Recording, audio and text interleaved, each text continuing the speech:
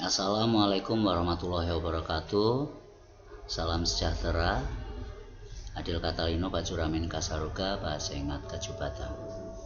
Bertemu lagi dengan saya, Galuh Bayu Ardi, dalam mata kuliah pengantar epistemologi antropologi. Kali ini di pertemuan kedua.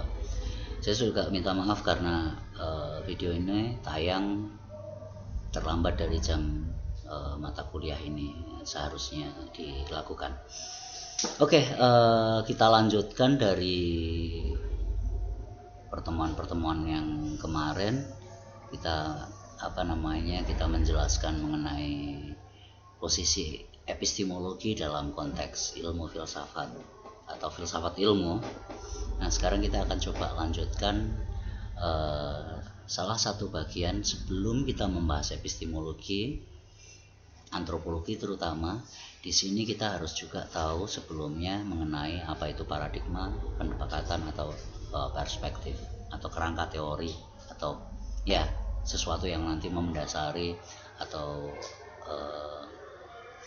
supaya setiap tulisan atau apapun karya yang kita buat itu memiliki dasar teori atau kerangka pemikiran yang cukup dapat dipertanggungjawabkan kalaupun tidak kuat.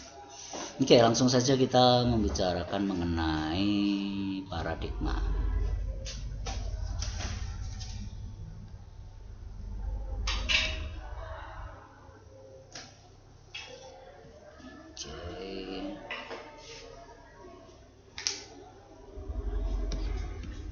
Nah, kita akan berbicara mengenai paradigma.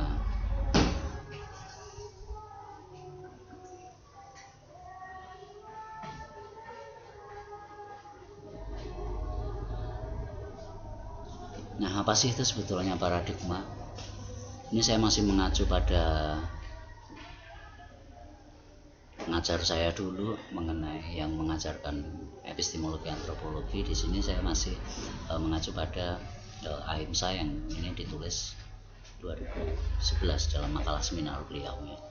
Oke, paradigma di sini secara konseptual nih didefinisikan sebagai seperangkat konsep yang berhubungan satu dengan yang lain secara logis, membentuk sebuah kerangka pemikiran yang berfungsi untuk memahami, menafsirkan, menjelaskan kenyataan atau realitas atau masalah yang dihadapi atau masalah yang akan dipecahkan atau masalah yang akan dijawab oleh dengan ilmu pengetahuan yang kita gunakan. Dan mungkin ini akan lebih dapat disederhanakan. Definisi ini adalah merupakan seperangkat konsep yang berhubungan, yang memiliki saling keterkaitan secara logis dan membentuk suatu kerangka pemikiran. Kerangka pemikiran biasanya Anda temukan kalau pada karya-karya ilmiah seperti skripsi dan lain sebagainya. Itu akan ditemukan pada setelah kajian pustaka, dia akan muncul kerangka pemikiran. Jadi setelah kita mengkaji berbagai macam buku dan menemukan berbagai macam teori, lalu kemudian kita dapat merangkainya atau berpihak pada teori-teori tertentu, dan itu nanti akan selalu kita wujudkan menjadi flow chart atau sebuah kerangka pemikiran atau semacam diagram yang digunakan untuk menjelaskan keseluruhan pemikiran dari karya yang kita maksud, apa yang kita tuangkan dalam sebuah karya tersebut. Oke, di sini paradigma pemikirannya seperti dalam bisa didefinisikan seperti itu. Kemudian kita akan melihat dulu bagaimana unsur-unsur paradigma ini, dan ini langsung kita kaitkan pada unsur-unsur paradigma dalam metode penelitian. Dari di sini metode penelitian kebudayaan, antropologi atau sosial ya. Oke. Dalam paradigma ini akan terdiri dari asumsi, etos atau value atau nilai, model, permasalahan atau kajian atau fokus kajiannya, lalu kemudian konsep-konsep pokok atau definisi operasional atau apapun. Lalu setelah itu kita akan menjelaskan pada apa metode penelitian seperti apa yang akan kita buat. metode penelitian, langkah-langkah kita, bagaimana kita mencari data berdasarkan dari asumsi, value, ethos, model, permasalahan, dan juga konsep-konsep pokok tadi. Kemudian nanti setelah data itu terkumpul, bagaimana kita menganalisisnya. Lalu kemudian setelah dianalisis baru kita interpretasikan, lalu kita simpulkan, lalu kita akan membuat sebuah representasi atau setelah itu semuanya kita susun, kita tunjukkan pada orang-orang dengan mempresentasikannya dengan sebuah representasi dari apa yang telah kita teliti, jawaban-jawaban yang telah kita peroleh, atau pemecahan-pemecahan masalah yang kita peroleh. Itu tergantung nanti jenis apa yang memang mau kita pikirkan dengan epistemologi, dengan paradigma ini. Oke, nanti mungkin ini saya tidak akan bisa sampai selesai. Nanti mungkin saya hanya sampai pada kajian atau permasalahan. Nanti yang berikutnya saya lanjutkan pada video yang berikutnya juga. Oke, ini tadi kita sedikit simpulkan bahwa paradigma itu bisa juga disebut kerangka teori, kerangka pemikiran, atau sebuah pendekatan dalam ilmu sosial budaya ini. Oke. Nanti ini akan kita gunakan terus sampai kita mempelajari membaca etnografi, kita mempelajari metode penelitian, lalu kita pada saat Anda mau skripsi nanti teori apa yang akan Anda gunakan. Sebetulnya bukan teori apa, tapi di sini paradigma seperti apa, kerangka teori seperti apa, atau model seperti apa yang akan kita gunakan untuk pada saat penulisan skripsi.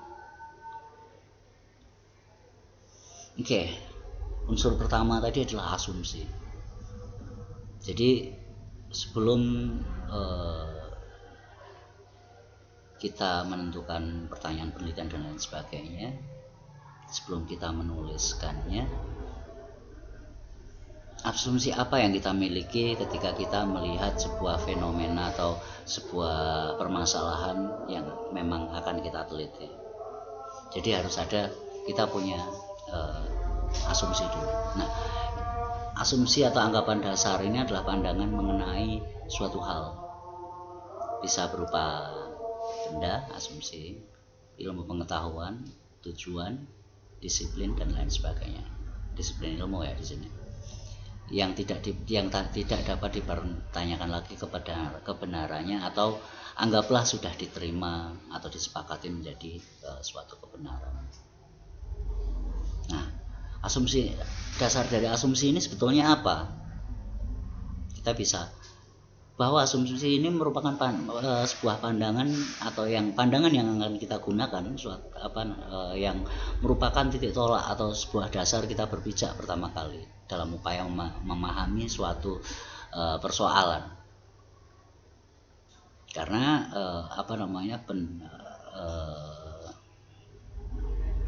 untuk menjawab suatu persoalan ini, pandangan-pandangan itu harus dianggap benar dulu, atau misalnya sudah diyakini kebenarannya dulu, atau disepakati walaupun hanya sebagian orang, tidak semuanya.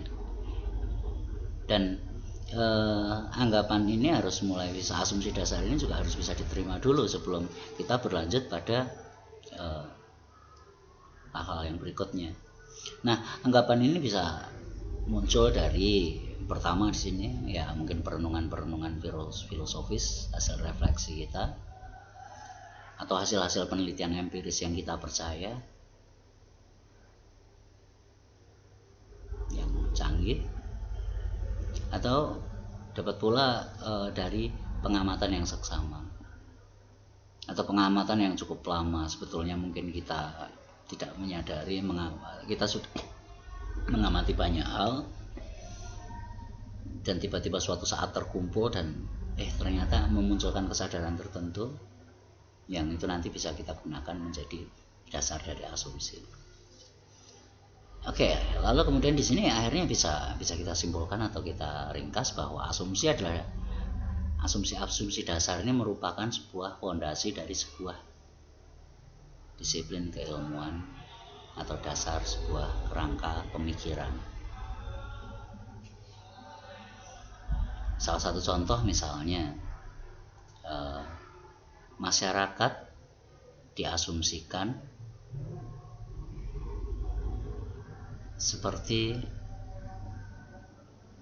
makhluk biologis misalnya, seperti bagian tubuh dari kita.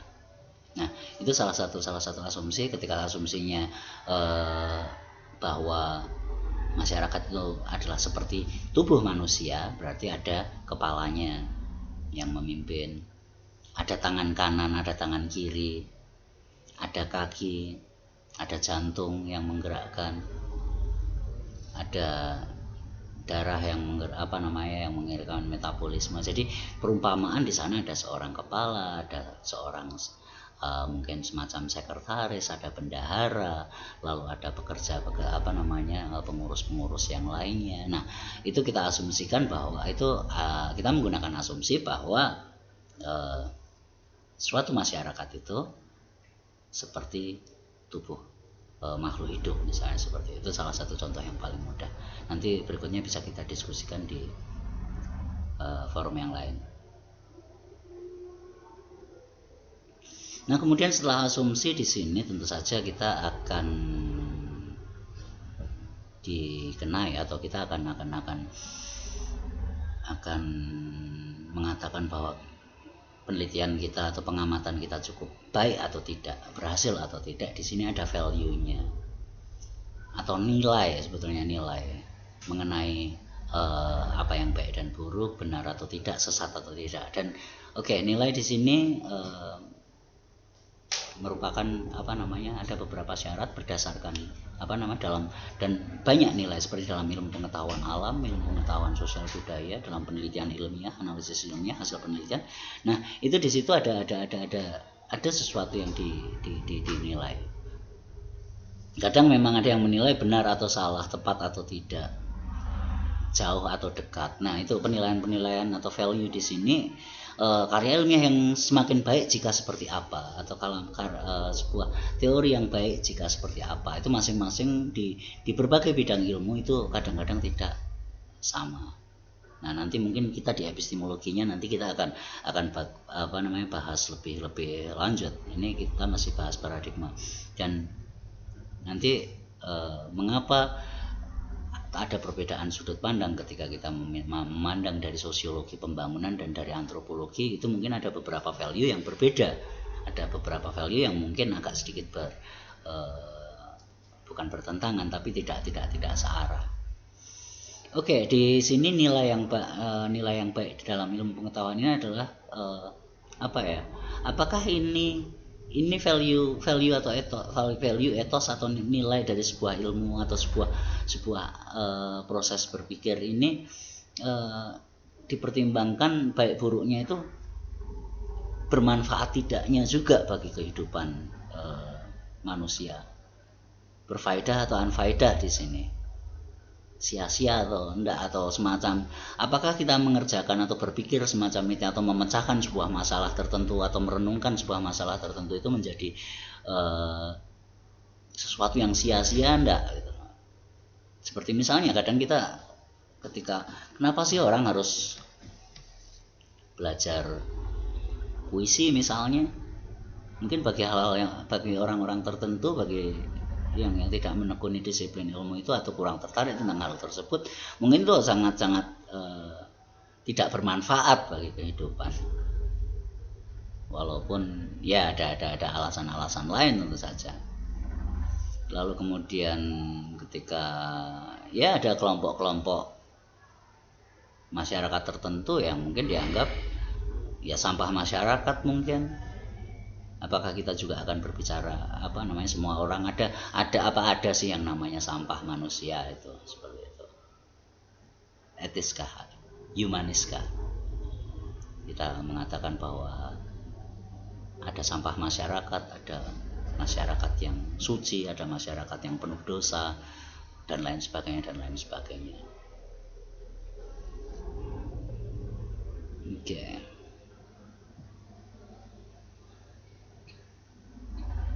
Dan dalam beberapa ilmu ada value. Kalau mungkin ilmu alam atau ilmu sosial yang masih sangat positivis, tentang mau nanti kita pelajari lebih lanjut di epistemologinya, tapi mungkin di pengantar ilmu antropologi atau yang lainnya mungkin pernah dijelaskan mengenai apa itu positivisme dan lain sebagainya. Nah, itu ada yang mengatakan bahwa sebuah karya ilmiah, karya yang menjadi ilmiah itu harus objektif. Ada kaidah, semakin objektif semakin baik, semakin subjektif semakin tidak baik. Ada yang baik, ada yang buruk. Tapi di ilmu humaniora, sosial humaniora yang sudah tidak positivistik lagi, ya tidak harus objektif, bahkan mungkin subjektif peneliti pun juga dapat masuk ke sana dengan syarat dapat dipertanggungjawabkan, logis, ya empiris dan logis itu cukup menjadi alasan kuat. Jadi memang bukan hanya objektivisme, sesuatu yang objektif saja ya. Karena objektif sendiri ada sebuah perdebatan bahwa yang namanya objektif itu adalah intersubjektif. Objektif itu ketika sudah menjadi kesepakatan bersama. Nah, belum lagi ketika Anda menggunakan asumsi-asumsi yang religius di sini, mungkin baik dan buruk akan tergantung pada ajaran-ajaran yang ada di dogma tersebut. Bukan yang lain-lain, bukan hal-hal yang rasional, tapi hal-hal yang memang sudah tetapkan oleh dogma-dogma tersebut yang menentukan value atau ethos tersebut. Sebagaimana mungkin saya tidak tahu kalian mengalami atau tidak, di sini ada value yang gondrong dan yang enggak, itu mungkin ada value-value tersendiri bagi para pengambil kebijakan mengenai Anda nanti. Mungkin kalau gondrong tidak boleh ikut mata kuliah saya dan lain sebagainya. Oke, jadi di sini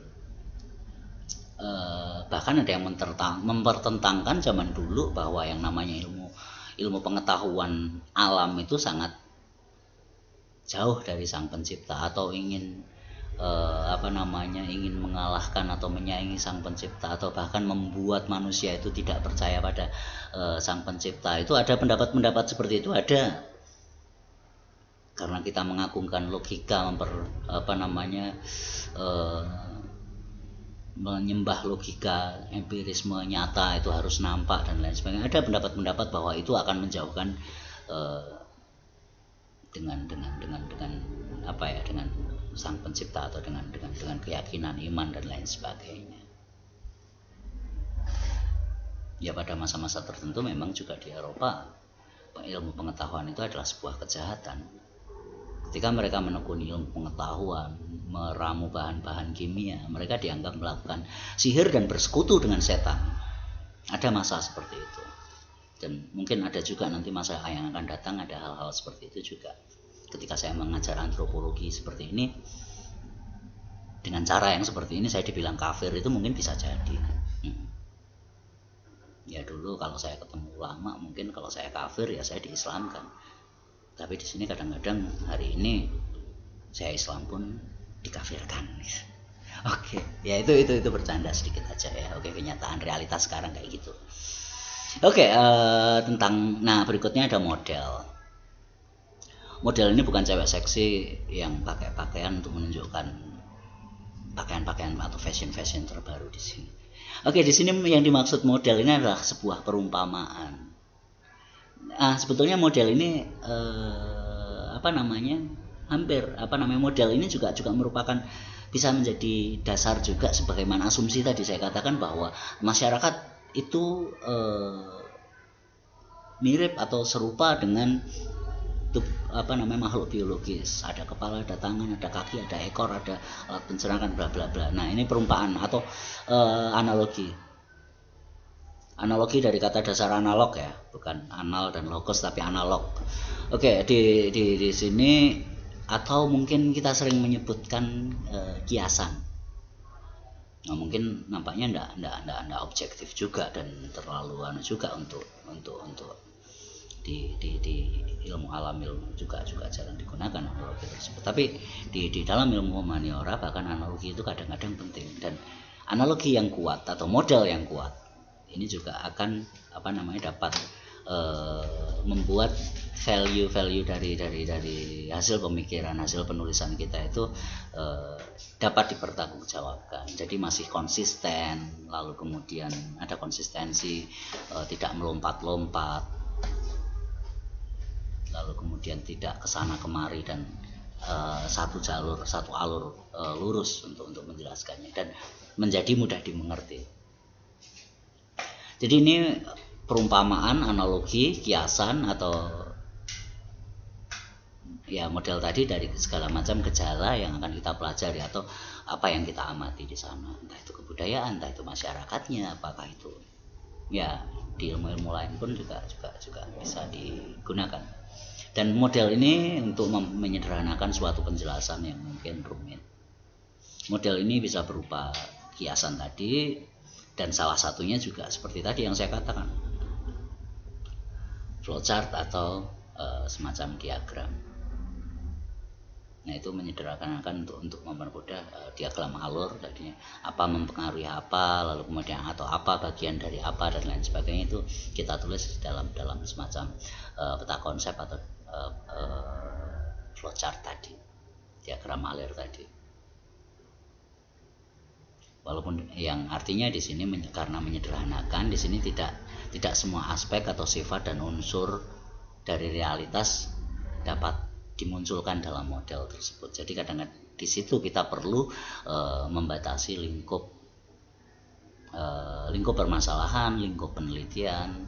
Jadinya baik itu lingkup ruang atau lokasi, baik itu lingkup lingkup pemikirannya. Jadi ketika kita, karena kalau tidak kita batasi, salah satu konsep, salah satu model itu bisa tidak berlaku di tempat lain atau di ilmu-ilmu lain karena memiliki tadi asumsi dasar yang berbeda, dasar-dasar yang berbeda.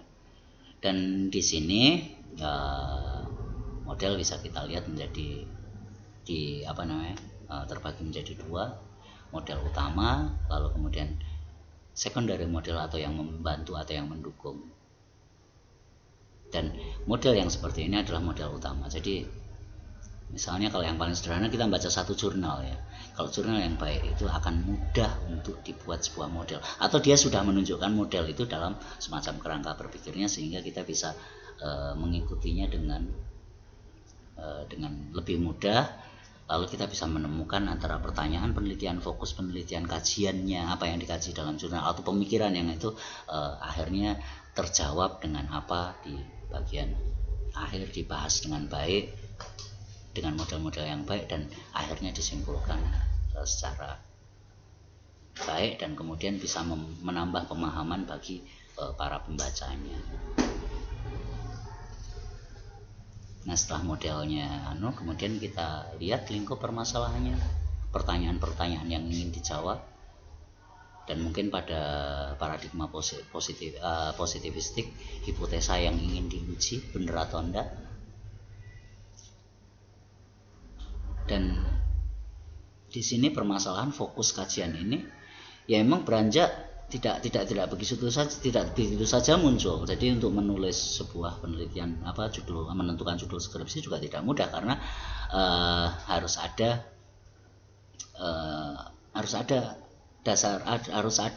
landasan. Misalnya penelitian ini akan digunakan untuk apa. Jadi kita meneliti sesuatu, kita membuat sebuah penelitian, itu ada kebutuhan yang perlu dipenuhi di sana. Ada pertanyaan yang perlu dijawab, misalnya salah satunya perlu jawaban dari pertanyaan-pertanyaan tertentu atau keinginan-keinginan tertentu, atau mungkin membuktikan dugaan-dugaan kita itu benar atau kuat atau tidak. Jadi ada yang pembuktian, ada yang pencarian pertanyaan. Oke, saya rasa saya cukupkan sekian untuk mata kuliah ini. Nanti untuk berikut-berikutnya seperti metode dan lain sebagainya, insya Allah di video kedepannya nanti bisa lebih lebih detail lagi dan bisa sampai selesai nanti, sebelum masuk ke epistemologi. Oke, yang terakhir saya ucapkan Assalamualaikum warahmatullahi wabarakatuh. Salam sejahtera. Adil Katalino Bajuramin Kasaruga Pasengat Kajubata. Terima kasih. Salam.